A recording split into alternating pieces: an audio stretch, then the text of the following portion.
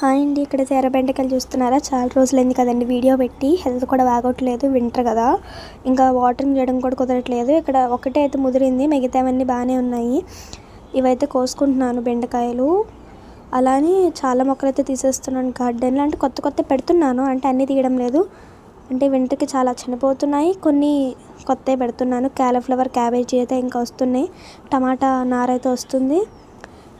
ఇంకా ఈ పాదులు కొత్తగా పెడుతున్నాను. సొరపాత ఒకటి వచ్చిందండి, అది బతికిద్దో లేదో తెలియదు. అక్కడ గోనె సంచిలో కంపోస్ట్లో పెట్టాను. ఇక్కడైతే నాకు డ్రాగన్ మొక్క అయితే ఇచ్చారండి.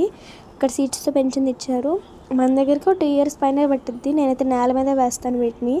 ఇక్కడ గడ్డి మొక్కలన్నీ పెద్ద తలనొప్పిది. మా మమ్మీ డాడీ నన్ను తిట్టడం, నేనేమో ఇంకా సరే అని. ఎందుకంటే ఇంత పెద్ద డబ్బు ఓన్లీ గడ్డి పూలు బాగా పోస్తున్నాయని చెప్పి దానికి ఇమ్మంటే ఎవరికి కోపం రాదు చెప్పండి మీకన్నాక.